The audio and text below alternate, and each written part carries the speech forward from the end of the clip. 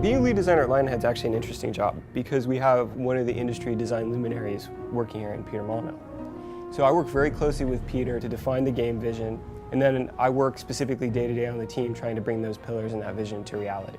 And along the way I work pretty much several times a week with Peter reviewing the game, talking about the game, and trying to execute on both what we want to do and what he is encouraging us to do. You're still going to be a hero. You're still going to have swords, you're still going to have guns, you're still going to have magic. But this time you're going to be leading a country as well as that. We're not going to make it easy for you though. There are going to be challenges in your rule. Like many of us have seen, the leaders that we elect in today's world often age badly in the first couple of weeks when they realise the enormity of the problem that they're taking on. We have always been a game that tries to be fairly accessible and something that hits a broader audience. So with Fable 3, what we're doing is keeping that foremost when we're thinking about building it. But those that are long-term Fable fans won't be disappointed. Everything that they've loved about the Fable franchise will still be there.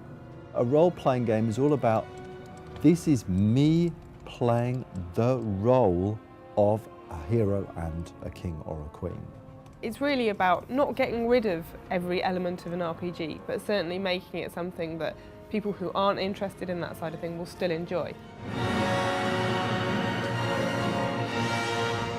New technology in Fable 3, I think the main thing for me is Simon nodding in the background. The tools are actually a bit slower at the moment, so I probably wouldn't want to talk about that. We've got a real issue with that. Move on. Obviously, with Fable 2, we had a stable code base to work from, so we've mostly been working on new cool things to go and put into the game. One of the things that people have come to expect from Fable is innovation. And in Fable 3, we've really pushed the boat out. We've totally looked at the morph system, thrown it all away, and started again. And the first thing that we've got is something called extreme morphs. Now, these extreme morphs are on an expression. So you're walking along and someone just upsets you. You can press this expression and out of your back appears these huge angel wings. A shaft of light comes down and shines on you. Everyone around you steps back and, oh my goodness, there you're showing your true character off. Aggressive,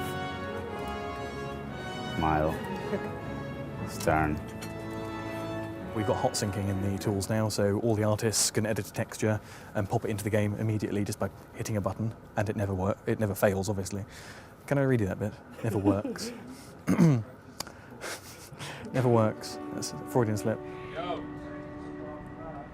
There's another thing which I think we could use for morphing, which is really interesting, which I've never seen before. And that is the weapon that you use. Why not have weapons change as you use them, that adapt themselves visually to your combat style and to your alignment? So imagine, how do you make the evil sword of ages? You make it by using it in an evil way. And as you use it, as you kill innocent victims, so you will see it glow and drip with blood all the time. I want everybody in the world to have unique weapons. As we teach you our new way of doing weapon customization, we need to think about how we teach that to the player, making sure that every facet of it makes sense, is clear, is understandable, isn't too complicated, but is deep enough, and all of that is very hard, very challenging, but it's also very fun. More excitingly is with the lighting system. In Fable 2, I think, to generate the lighting for all the levels took a bank of 6 very, very powerful machines, 7 days to generate all the lighting for everything. Today we've got a bank of 1 machine which generates all the levels in 5 hours, which is a lot better. We've also been looking at how you express yourself, and we're giving you the ability to touch things. Now this may sound strange, but imagine this, being able to reach out and touch your girlfriend in the game, being able to hold, persuade, pull, push, all that can be done dynamically. There is a fantastic amount of fighting and great combat and a really swift, pacey storyline, which is really engaging and really snappy. Fable 3 is going to be a damn good adventure.